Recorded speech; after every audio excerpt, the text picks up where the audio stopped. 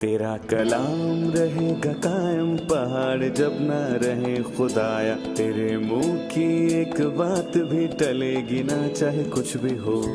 अजीज नाजरीन, मैं अयाद ज़रीफ आप तमाम देखने वालों को हमारे रोज़ के बाइबली मुतालियाती प्रोग्राम की नई किस्त में खुशामदीद कहता हूँ। अजीज़ों, अभी हम नूहा की किताब का मुताला कर रहे हैं और आज हम दूसरे और तीसरे बाब का मुताला करेंगे। प्रोग्राम के आगाज से पहले मैं स्टूडियो में आए खुदा के खादिम का खैर मकदम करूंगा। भाई यूसुफ, खुशामदीद। शुक्रिया भाई। और हमारे दीगर मेहमानों को भी खुशामदीद। नाजरीन, हमारे साथ इस मुताले में ज़रूर शामिल हों और अगर आपका कोई सवाल हो तो वक्फे के दौरान स्क्रीन पर दिए गए पते पर हमें अरसाल कीजिए और स्क्रीन पर नजर आने नंबर्स पर आप हमें फ़ोन भी कर सकते हैं। खुदा उनके फजल से हमारी टीम आपके तमाम सवालात का जवाब जरूर देगी। हम नोहा के दूसरे और तीसरे बाब पर पहुंच चुके हैं। हमने नोहा के पहले बाब से बहुत कुछ सीखा। आप हमें इन दो अबवाब, दूसरा और तीसरा बाब, इसका मरकजी मौजू बताएं। दूसरे बाब में लिखा है कि उनके साथ कुछ भी हादसाती तौर पर नहीं हुआ, बल्कि मैं कहूंगा कि ये खुदा के कहर का नतीजा था। खुदा उस कौम और शहर से नाराज था। इस बाब में तस्करा हुआ और खुदा ने अपना कहर जाहिर करने और कलाम को पूरा करने से पहले उनको तंबी की, सो उनके पास मैं कहूंगा कोई जवाज ना था। खुदावन ने उनको तंबी की, लेकिन उन्होंने यर्मिया की बात को नजरअंदाज कर दिया और इसलिए यह हादसा उनके साथ पेश आया, पर बहुत देर हो चुकी थी। भाई यूसुफ, अब मैं नोहा के दूसरे बाब में से चंद आयात पढ़ना चाहूंगा। खुदावन ने अपने कहर में दुख्तरे सयून को कैसा बादल से छुपा दिया। उसने इसराइल के जमाल को आसमान से जमीन पर गिरा दिया और अपने कहर के दिन अपने पाँव की चौकी को याद ना किया। खुदावन ने याकूब के तमाम घर गारत किए और रहम न किया। उसने अपने कहर में दुख्तरे यहूदा के तमाम कले गिरा कर खाक में मिला दिए। उसने मुमलकत और उसके उमरा को नापाक ठहराया। उसने कहरे शदीद में इसराइल का सींग बिल्कुल काट डाला। उसने दुश्मन के सामने से दहना हाथ खींच लिया और उसने शोलाजन आग की तरह जो चारों तरफ से भस्म करती है, याकूब को जला दिया। उसने दुश्मन की तरफ कुमान खींची, मुखालिफ की तरह दहना हाथ बढ़ाया और दुख्तरे सेऊन के खैमा में सब हसीनों को कत्ल किया। उसने अपने कहर की आग को उंडेल दिया। खुदावन दुश्मन की मानिंद हो गया। वो इसराइल को निगल गया और उसके तमाम कसरों को निगल गया। उसने उसके कले मसमार कर दिए और उसने दुख्तरे यहूदा में मातम व नोहा फरावान कर दिया। ये बहुत ही तल्ख अल्फाज हैं। जाहिर होता है कि खुदावन ने उनके साथ दुश्मनों जैसा सलूक किया। खुदावन ने उनसे दुश्मनों का सा सलूक क्यों किया? देखें, ये लफ्ज चौथी आयत में एक से ज्यादा मर्तबा आया है और उसने दुश्मन की तरह कमान खींची और मुखालिफ की तरह दहना हाथ बढ़ाया, और फिर उसने कहा खुदावन ने दुश्मनों जैसा बर्ताव किया। उसने दोहराया, पर गौर करें कि उसने दुश्मन नहीं कहा बल्कि कहा कि दुश्मन की मानिंद। सही। इससे मुझे यूसुफ की याद आती है। वो अपने भाइयों को पहचानता था, लेकिन वो उसे नहीं पहचानते थे। यूसुफ के भाई मिस्र में अनाज खरीदने आए। उन्होंने अपने भाई को ना पहचाना और यूसुफ ने उनसे सख्त लहजे में बात की, क्योंकि वो मुल्क का मालिक है, इसलिए कि उसे उनसे मोहब्बत थी। बल्कि यूसुफ चाहता था कि वो तौबा करें। खुदावन ने भी ये किया। वो उनके साथ दुश्मन की तरह पेश आया, पर उसे उन सब से मोहब्बत थी। उसने उनके बाप दादा की खातिर उनसे मोहब्बत की, और रोमियो के 11वें बाब में लिखा है कि बाप दादा की खातिर प्यारे हैं, पर खुदावंद खुदा उन सब के साथ दुश्मनों की तरह पेश आया ताकि वो तौबा की तरफ माइल हों। ये दोस्त के हाथ से मिले जख्म हैं। जो जख्म दोस्त के हाथ से लगे पुरवफा हैं, लेकिन दुश्मन के बोसे बाफरात हैं। सादिक मुझे मारे तो मेहरबानी होगी, वो मुझे तंबी करे तो गोया सर पर रोगन होगा। भाई यूसुफ, फिर 7वीं आयत से लोगों पर आने वाली सब आफतों की फहरिस्त है। हमें यहाँ पर उन लोगों की चंद मुश्किलात के मुतालिक बताएं। देखिए, हम कह सकते हैं कि इस शहर में कोई सुख, रोशनी और खाना और इबादत और वफादारी नहीं थी। और फिर अगर हम 5वें बाब को पढ़ें तो इसमें उसकी अफसोसनाक हालत का बयान होता है, क्योंकि बाइबल मुकद्दस में वाज़ेह तौर पर लिखा है कि ये एक संगीन गुनाह है। गुनाह शर्मनाक और तबाह करने वाला होता है और یہ ہمیں آگ کی جھیل کی طرف لے جاتا ہے۔ یہ کتنا خطرناک ہے۔ گناہ کرنا کوئی چھوٹی بات نہیں، صحیح۔ اور جو بھی توبہ نہ کرنے پر اصرار کرے اس کے لیے جاننا ضرور ہے کہ اس کا انحصار اس پر ہے، اور گناہ کے بدلے میں سنگین سزا ملتی ہے، کیونکہ خدا کی نظر میں گناہ ایک بہت بری چیز ہے۔ یرمیہ نبی نے کہا، دیکھ اور جان لے کہ یہ برا اور بے نہایت بیجا کام ہے۔ صحیح۔ ٹھیک ہے، میں 11ویں آیت سے کچھ آیات پڑھوں گا۔ دیکھیں کس طرح یہ قوم اس مرحلے تک پہنچ گئی۔ میری آنکھیں روتے روتے دھندلا گئیں، میرے اندر پیچ و تاب ہے، میری دختر قوم کی بربادی کا باعث میرا کلیجہ نکل آیا، کیونکہ چھوٹے بچے اور شیرخوار شہر کے کوچوں میں بے ہوش ہیں، جب وہ شہر کے کوچوں میں زخموں کی طرح گشت کھاتے اور جب اپنی ماؤں کی گود میں جان بلب ہوتے ہیں تو ان سے کہتے ہیں کہ غلہ اور میں کہاں ہے۔ اے دختر یروشلم، میں تجھے کیا نصیحت کروں اور کس سے تشبیہ دوں؟ اے کمواری دختر سیون، تجھے کس کی مانند جان کر تسلی دوں؟ کیونکہ تیرا زخم سمندر سا بڑا ہے، تجھے کون شفا دے گا؟ یہ تلخ حالت ہے، صرف بڑے ہی نہیں بلکہ بچوں نے بھی درد سہا، مرد اور خواتین اور بچوں نے بھی دکھ اٹھایا۔ بچوں جی نے بھی بالکل، صحیح۔ اس تصویر کو بیان کیجیے۔ دیکھیں یہاں پر ایک طرف کی تصویر ہے اور باپ کے آخر میں ہم دوسری تصویر دیکھتے ہیں۔ یہ بہت دردناک ہے۔ بچے اپنی ماؤں کی گود میں ہی مر گئے، یہ بہت ہی ہولناک ہے۔ ماں اپنے بچے کو ہی کھانا چاہتی ہے کیونکہ ان کے لیے کھانا نہیں، وہ ان حالات میں کہاں سے کھائیں؟ اس موقع پر میں کہنا چاہوں گا کہ خدا نے موسیٰ کی 5 کتابوں میں اور انبیاء کی تمام کتابوں میں اس کے بارے میں بیان کیا، اور خاص کر کے 20ویں آیت کے آخری حصے میں لکھا ہے کہ آئے خداوند نظر کر اور دیکھ کہ تو نے کس سے کیا کیا، اور کیا عورتیں اپنے پھل یعنی اپنے لاڈلے بچوں کو کھائیں، یعنی بچے اپنی ماؤں کی گود میں مریں گے اور ان کی مائیں ان کو کھائیں گی۔ اور میں کہوں گا کہ اس کی وجہ قحط اور کال ضرور تھی، اور جی خداوند نے احبار کے 26ویں باب اور استثنا کے 28ویں باب میں اس بات کو دہرایا، اور تاریخ میں دوسرے سلاطین کے 6 باب میں سامریہ کے حصار میں یہ تذکرہ ہوا، یہاں دوسرے باب میں، اور اس کے بعد 4 باب میں اس کو دہرایا گیا، اور 9واں 4 باب کی 10ویں آیت میں لکھا ہے کہ رحم دل عورتوں کے ہاتھوں نے اپنے بچوں کو پکایا، میری دختر قوم کی تباہی میں وہی ان کی خوراک ہوگی، اور میں کہتا ہوں کہ گناہ کتنا شرمناک ہے اور اس کے نتیجے میں آگ کی جھیل ہے۔ ٹھیک ہے، 17ویں آیت میں لکھا ہے، خداوند نے جو ٹھانا وہی کیا، اس نے اپنے کلام کو جو ایام قدیم میں فرمایا تھا پورا کیا، اس نے گرا دیا اور رحم نہ کیا، اور اس نے دشمن کو تجھ پر شادمان کیا۔ خداوند نے جو وعدہ کیا وہ پورا کیا، اس نے وعدہ کیا اور تنبیہ بھی کی۔ یہ وعدہ اور تنبیہ کس کو کی؟ کیا اس کے وعدے اور تنبیہ کا پورا ہونا ضروری ہے؟ خدا وفادار ہے، اس کے وعدے برحق ہیں، اور وہ شریروں کو تنبیہ کرتا ہے۔ عیسائی کے 18، 19 اور 20ویں آیت میں لکھا ہے کہ اگر تم راضی اور فرما بردار ہو تو زمین کے اچھے اچھے پھل کھاؤ گے، پر اگر تم انکار کرو اور باغی ہو جاؤ تو تلوار کا لقمہ ہوگے۔ خدا نے ان کو پیشکش کی کہ فرما برداروں کے لیے سب کچھ اچھا اچھا ہے، جبکہ باغیوں کے لیے تباہی اور بربادی ہے۔ افسوس کہ انسان نے نافرمانی کو چنا اور برکت کی راہ کو نظر انداز کیا۔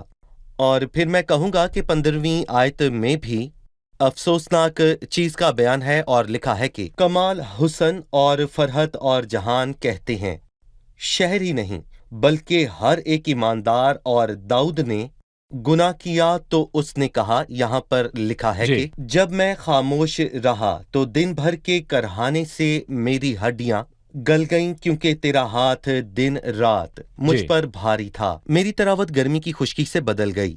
خدا کی رفاقت سے بہتر کوئی چیز نہیں، اس سے ہمارا چہرہ روشن ہوتا ہے۔ دیکھیں دانیل اور اس کے ساتھیوں نے صرف ساگ پات کھایا، پر خدا کے ساتھ رفاقت رکھنے کی بدولت ان کے جسم باقی سب لوگوں سے بہتر اور اچھے تھے، کیونکہ وہ شاہی کھانا کھاتے تھے۔ صحیح، خداوند اپنے وعدے اور تنبیہ کو پورا کرتا ہے۔ आज बहुत से लोग कहते हैं कि जहन्नुम जैसी कोई चीज नहीं। किसने कहा कि जहन्नुम में आग, कीड़े, रोना और तारीकी है? जहन्नुम सिर्फ खुदा से अलहदगी है। इस बात को खत्म करने से पहले बताइए, कलाम में उन लोगों के लिए जहन्नुम की क्या सजा है जो खुदा को रद्द करते हैं? दरअसल ये शैतान का पैगाम है। इसमें बहुत से ख्यालात शामिल हैं, मसलन हलाकत वक्ती है, और कोई कहता है कि ये कोई अजाब नहीं बल्कि ये सिर्फ खुदा से अलहदगी की हालत है, और अगर ऐसा ही है तो फिर गुनाहगार को और क्या चाहिए। वो खुदा की नज़दीकी नहीं चाहते, वो चाहते हैं कि खुदा से दूर रहें, और वो कहते हैं कि हमारे पास से चला जा, क्योंकि हम तेरी राहों की मार्फत के ख्वाह नहीं पर सच का बयान बाइबल मुकद्दस में मौजूद है। और उनके अजाब का जी। धुआं, यहाँ पर अजाब की क्या मानी है? मतलब उनका धुआं अब्दुल ये अबाद अबदी उठता अजाब है। रहेगा। बिल्कुल सही। अबदी। उनके अजाब का धुआं अब्दुल अबाद उठता रहेगा, ये इस आयत में लिखा है। मुकाशवा 14वें बाब में हम पढ़ते हैं, और इसके अलावा भी बहुत सी आयात हैं जो बयान करती हैं कि शरीर की हलाकत अबदी हलाकत है। मेरा सवाल तीसरे बाब की पहली आयत में से है। लिखा है, मैं ही वो शख्स हूँ जिसने उसके गजब के असर से दुख पाया। वो मेरा रहबर हुआ और मुझे रोशनी में नहीं बल्कि तारीकी में चलाया। हमें बताएं कि उसने अपने मुतल्लिक कहा या उन लोगों के? जी, यिर्मयाह नबी ने ये आयत किसके लिए कही? जैसा कि हमने पहले भी इस बात का तज़किरा किया, इस किताब की बातें 3 जगह इस्तेमाल होती हैं। पहली, यिर्मयाह के लिए वो सकूत यरूशलेम पर अफसोस कर रहा था। फिर मुस्तकबिल में रहने वाला ईमानदार बकिया, जब वो तौबा करके लौट आएंगे और खुदाम के सामने इकरार करेंगे। और मर्द गमनाक खुदाम यीशु मसीह के लिए जो गुनाह से वाकिफ ना था, पर उसने हमारी गुनाहों की खातिर दुख उठाया। और मैं यहाँ पर ये कहना चाहूँगा कि ये वो आयात हैं जो खुदाम यीशु मसीह पर बिल्कुल सादिक आती हैं। उसने हमारी खातिर दुख उठाया, और हमने पिछली किस्त में सीखा कि जो भी बात बाइबल मुकद्दस की बातों के मुताबिक हो वो मसीह के लिए इस्तेमाल होती है, वरना हम ऐसी किसी चीज़ का ताल्लुक खुदाम यीशु मसीह के साथ जोड़ नहीं सकते। और फिर सवाल ये है कि क्या खुदावन यीशु मसीह ने गजब के आसा से दुख पाया? अगर हम यसाया 53 बाप को पढ़ें तो उसमें मसीह के मुतल्लिक ये वाज़े तौर पर लिखा है कि वो मर्द गमनाक है, और उसकी कई आयात का हवाला हमें नए अहदनामे की आयात में मिलता है, और उसमें लिखा है कि खुदाम ने लोगों की खातिर मार खाई। जब मसीह को मसलूब किया तो क्या वो भी तारीकी में चला गया? अगर हम 14वीं आयत को पढ़ें तो यहाँ पर लिखा है कि मैं अपने लोगों के लिए मज़ाहिका और दिन भर उनका राग हूँ। और ज़बूर 69 की 12वीं आयत में लिखा है, फाटक पर बैठे रहने वालों में मेरा ही जिक्र रहता है, और मैं नशाबाजों का गीत हूँ। इससे हमें बेहद दर्द का अंदाजा होता है, और मैं कहूँगा कि ये हमारे लिए मालिक का दर्द है। वो हमारी खातिर मसलूब हुआ, और हम इसका जिक्र पहले भी कर चुके हैं। जी, तो 8वीं आयत में लिखा है, बल्कि जब मैं पुकारता और दुहाई देता हूँ तो वो मेरी फरियाद नहीं बिल्कुल। सुनता। मसीह ने पुकारा, है मेरे खुदा, है मेरे खुदा, जी, ज़बूर 22 में वाज़े तूने लिखा मुझे है। क्यों छोड़ दिया? भाई भाई यूसुफ, अगर हम 21वीं आयत को पढ़ें तो इसमें शानदार अल्फाज लिखे हैं, मैं इस पर सोचता रहता हूँ, इसीलिए मैं उम्मीदवार हूँ। ये खुदावन की शफकत है कि हम फना नहीं हुए, क्योंकि उसकी रहमत लाजवाल है। वो हर सुबह ताज़ा है, तेरी वफादारी अजीम है। मेरी जान ने कहा, मेरा बखरा खुदावंद है, इसलिए मेरी उम्मीद उसी से है। खुदावंद उन पर मेहरबान है जो उसके मुंतजिर हैं।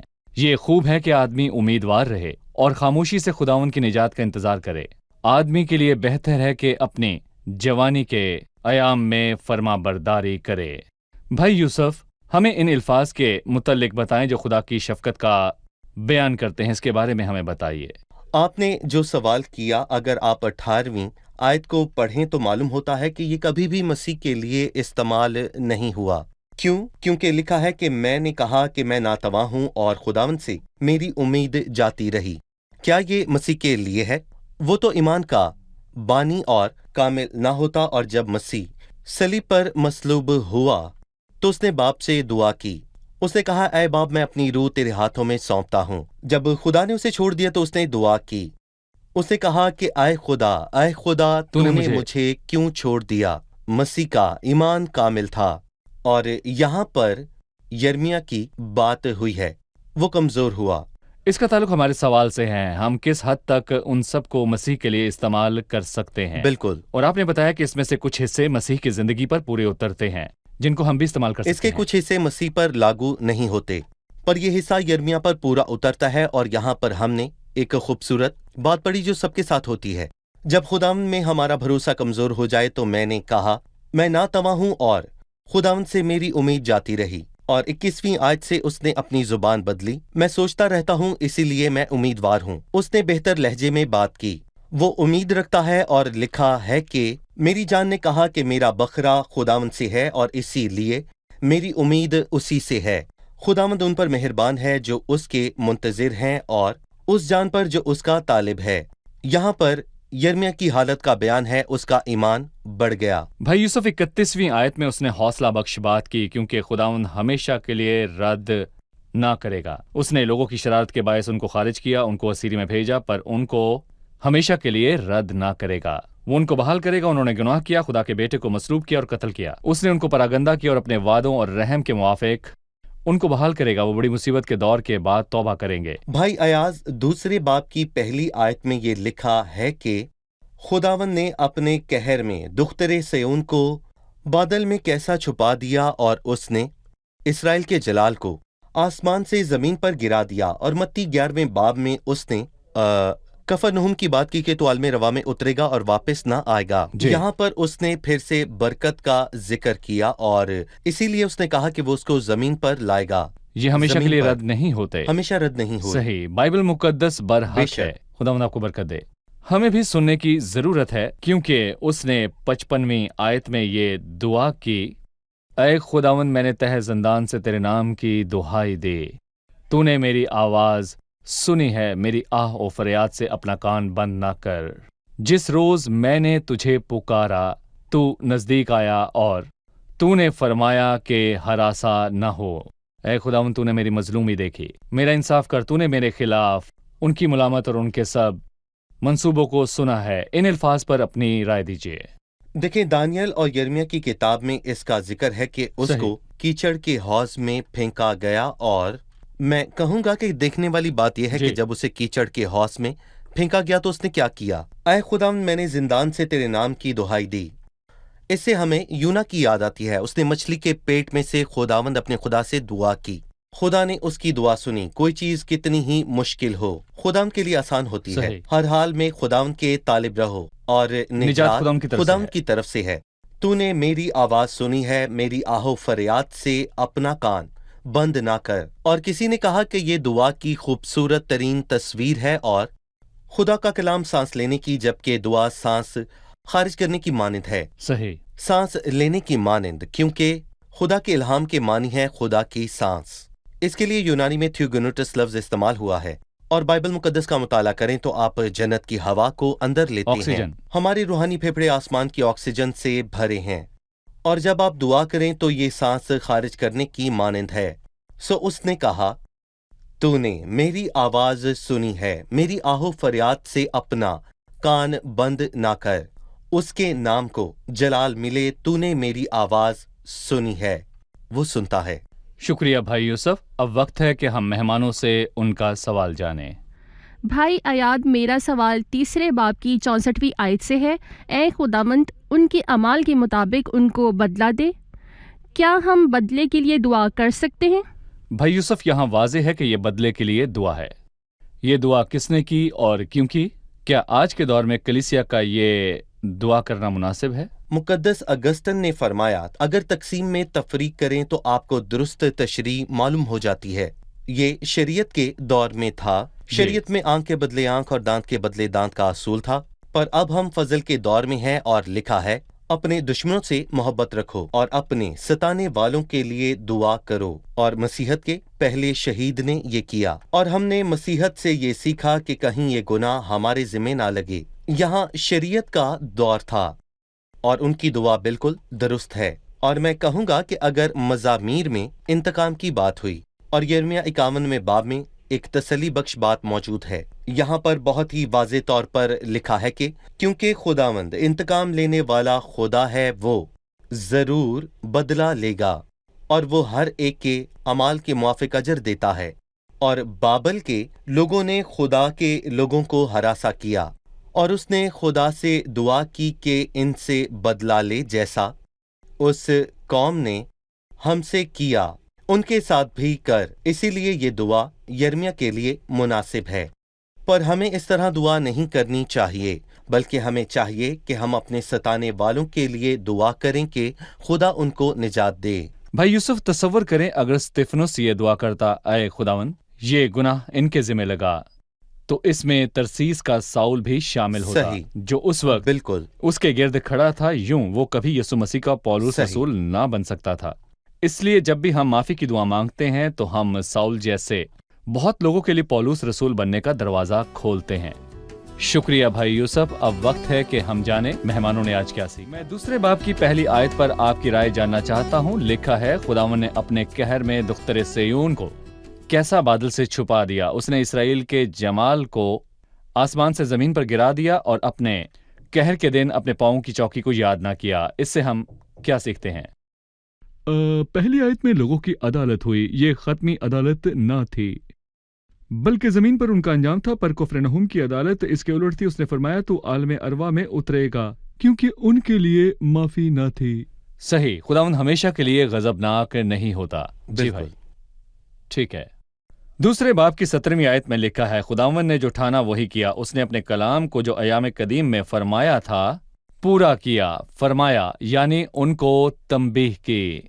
उसने तंबीह और वादे दोनों पूरे किए। ये किसके लिए थे? वो इन वादों और तंबीह को कैसे पूरा करता है? खुदा अपने सब वादों में सच्चा है।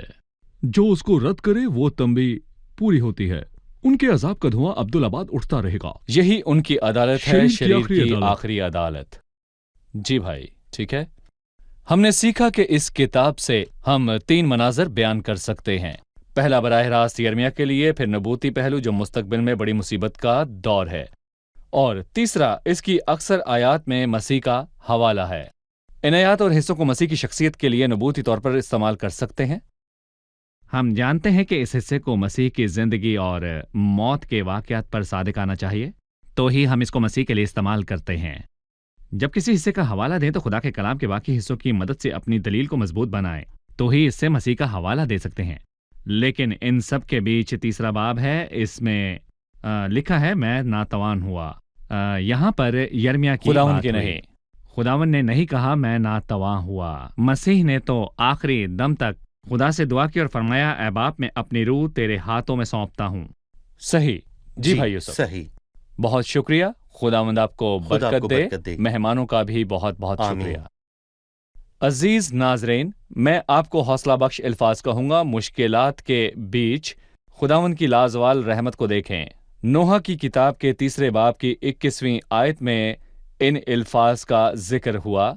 मैं इस पर सोचता रहता हूँ, इसीलिए मैं उम्मीदवार हूँ। ये खुदावंद की शफकत है कि हम फना नहीं हुए, क्योंकि उसकी रहमत लाजवाल है। वो हर सुबह ताज़ा है, तेरी वफादारी अजीम है। मेरी जान ने कहा मेरा बखरा खुदावंद है, इसलिए मेरी उम्मीद उसी से है। अजीजो, मेरे साथ इस आयत पर आप गौर कीजिए।